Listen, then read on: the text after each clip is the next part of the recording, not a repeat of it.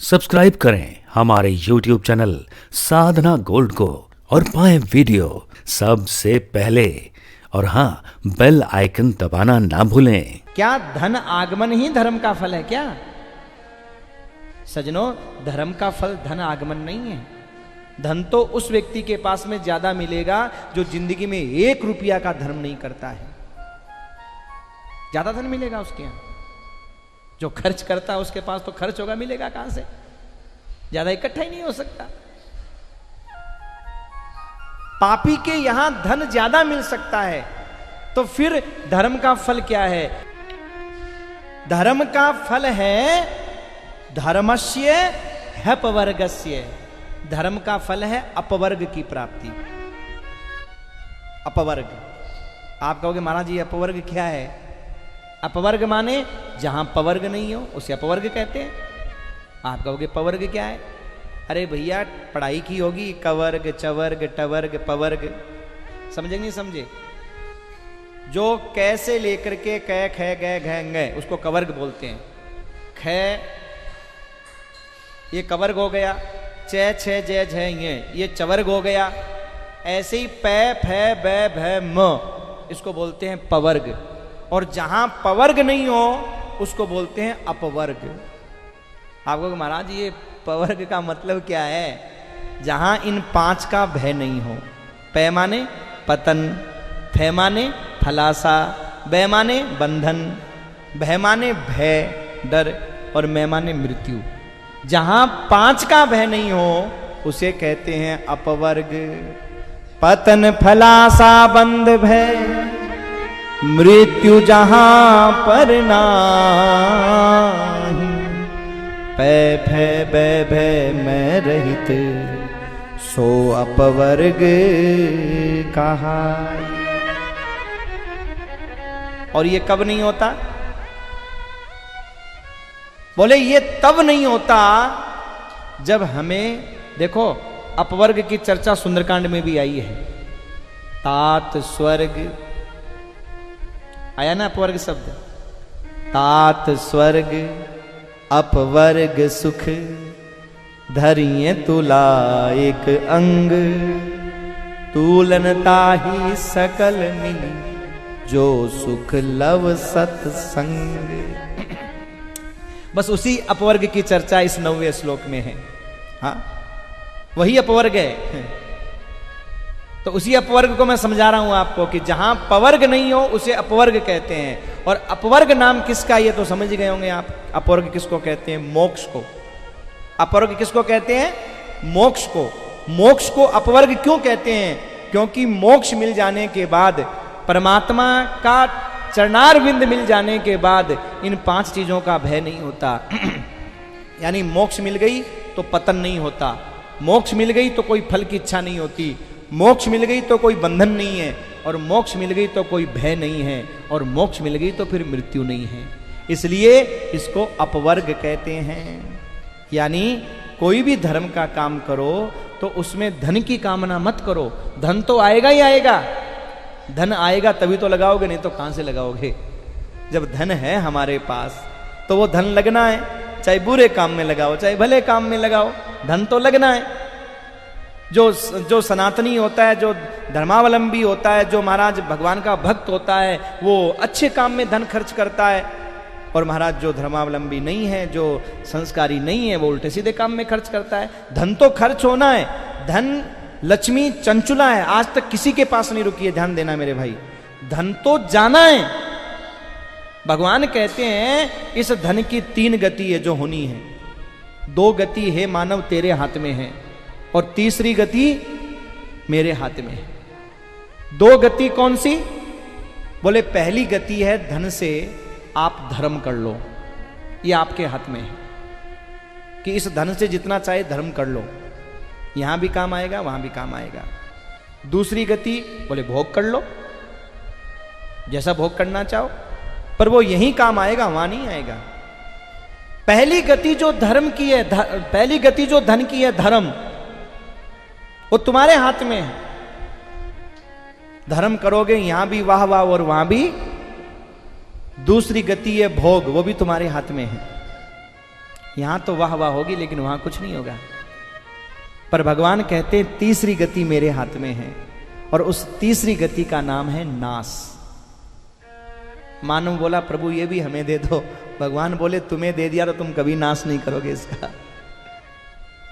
भगवान कहते हैं धन का नाश तो होना ही होना है, दो गति तुम्हारे हाथ में है। इसलिए भैया ये धन कभी टिकता नहीं है, ध्यान रखिएगा। पापी आदमी है वो उल्टे सीधे काम में धन लगाएगा, पुण्यात्मा है वो अच्छे काम में धन लगाएगा। पर उस धन को लगाने के बाद में हमारी भावना धन की नहीं होनी चाहिए। हम गाय लेकर के आते हैं तो गाय गोबर के लिए नहीं लाते हैं, गाय लाते हैं दूध के लिए। अब कोई गाय लाए खरीद करके और ये पूछे गाय गोबर कितना किलो करेगी, ये मूर्खता है कि नहीं उसकी? हाँ, अरे खिलाओगे तो गोबर तो देगी ही देगी। ये पूछो गाय दूध कितना देती है। ऐसे ही जब धर्म करोगे तो धन तो आएगा ही आएगा, पर सजनों उस धन के बदले में, धर्म के बदले में धन की कामना मत करो, परमात्मा की कामना करो, प्रभु मिलन की कामना करो। प्रभु आप खाटू श्याम जी के जाते हो, सालासर बालाजी के जाते हो, माँ कामाख्या के जाते हो, कभी विचार करना हम एक ऐसी गलती कर जाते हैं जिसके कारण हमारे किया हुआ दर्शन सारा व्यर्थ चला जाता है। क्या गलती करते हैं? वहां जाकर के हम अपनी कामनाएं रख देते हैं, कामनाओं के कांटों की माला माँ के गले में पहरा देते हैं। हाँ, हे माँ तेरे सोने की चद्दर चढ़ा रहा हूं, व्यापार में ये कर देना, बेटे की शादी कर देना, पोता बदे देना, ऐसा दे देना। अब बात को समझिएगा, ये बेटा पोता व्यापार ये तो वैसे भी चलना था, पर हमारे दर्शन का फल हमने वहीं तक सीमित कर दिया। हमने कोई दान धर्म किया, उसके बदले में जो कामना की हमने उसको वहीं तक सीमित कर दिया, बस इतना मिला, बात खत्म, धर्म का फल खत्म। और वही अगर हम कामना न करें, हे ठाकुर तेरी जैसी मर्जी हो वैसा, बस तेरे चरणों की शरण हमें दे दे, बस और कुछ नहीं चाहिए, तो क्या भगवान तुम्हें धन नहीं देगा, भूखा रख देगा? सोचो, एक परमात्मा के पास, एक महात्मा के पास सजनों बेटा मांगने के लिए नहीं जाया जाता, भक्ति के लिए जाया जाता है। एक कोई सज्जन थे, किसी महात्मा के पास पहुंचे कि महाराज जी बेटा हो जाए, आशीर्वाद दो। महात्मा जी कुछ नहीं बोले, सच्चे संत थे। कोई नकली होता तो महाराज जहां बेटा होगा, ये होगा, वो होगा, दो चार लंबी फेंकता, पर सच्चे भजनानंदी संत थे, चुप रहे। अब जैसे ही आश्रम के बाहर निकल करके जाने लगे तो एक सुवरिया जा रही थी, उसके पीछे 10 बच्चे दौड़ रहे थे। महात्मा जी उसको देख करके हंसने लगे। तो साथ वालों ने कहा महाराज जी आप हंस क्यों रहे हो? तो महात्मा ने कहा मैं इसलिए हंस रहा हूं कि मैं ये सोच रहा हूं कि ये सुवरिया कौन से महात्मा के पास में आशीर्वाद लेने के लिए गई थी। एक नहीं 10-10 पीछे घूम रहे हैं। कौन से बाबा जी का आशीर्वाद लेके आई थी ये कि 10 पैदा हो गए इसके है? इसका मतलब समझे भैया, ये ज्यादा चक्कर में पड़ोगे ना तो फिर आप उल्टा सीधा बोलोगे साहब ये हो गया, वो हो गया, ऐसा हो गया, वैसा हो गया, हो गई। क्योंकि धन, संतान, सुख दुख ये तुम्हारे प्रारब्ध के अनुसार जो लिख दिया गया है तुम्हें मिलेगा, कोई नहीं रोक सकता। समय के अनुसार, किस्मत के अनुसार जो तुम्हें मिलना है, भाग्य के अनुसार वो तुम्हें मिलेगा। पर महात्मा के पास, संत के पास बेटा के लिए नहीं जाया जाता। बेटा देने वाला कभी महात्मा होता भी नहीं है। परम पूज्य परम आदरणीय स्वामी श्री राम सुखदास जी ने किसी को बेटे नहीं दिए, उन्होंने भक्ति का मार्ग बताया। महात्मा भजन का मार्ग बताता है। ऐसी बातें करके हम महात्मा का समय बर्बाद कर रहे हैं, अपना समय बर्बाद कर रहे हैं। हम भजन कैसे करें, हम भक्ति कैसे करें, भगवान का नाम कैसे लें? सजनों महात्माओं से ऐसे प्रश्न करने चाहिए, न कि बेटा हो जाए, व्यापार चल जाए। ये तो चलेगा ही चलेगा मेरे भाई, चलेगा, जितना किस्मत में है उतना चलेगा, और नहीं है तो महात्मा भी जोड़ लगा ले तो भी नहीं चलेगा। क्योंकि हमारा प्रारब्ध जो है वो हमें भोगना पड़ेगा। जब भगवान के बाप को ही भोगना पड़ा तो आपकी हमारी औकात क्या है, ये जरा सोचो आप।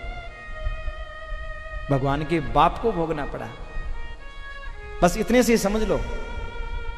हम ये भजन, ये सत्संग, ये कथा तो इसलिए सुनते हैं कि प्रारब्ध को हम हंसते हंसते भोग सकें। भोगना तो है, आपको भी, मुझको भी, सबको भोगना है। पर ये कथा का मतलब है, सत्संग का मतलब है, भजन का मतलब है उस प्रारब्ध को हम हंसते हंसते कैसे भोगें, मुस्कुराते हुए कैसे भोगें। बस प्रारब्ध भोगना पड़ेगा मेरे भाई। क्योंकि जब राम अपने पिता को प्रारब्ध भोगने से नहीं बचा सके तो हमें कोई महात्मा कैसे प्रारब्ध भोगने से बचा लेगा, सोचिए। इसलिए भगवान के पास जब भी जाओ तो भगवान से यही कहो, हे प्रभु मुझे कुछ नहीं चाहिए। क्या चाहिए? बस आपका साथ बना रहे और सर पे आपका हाथ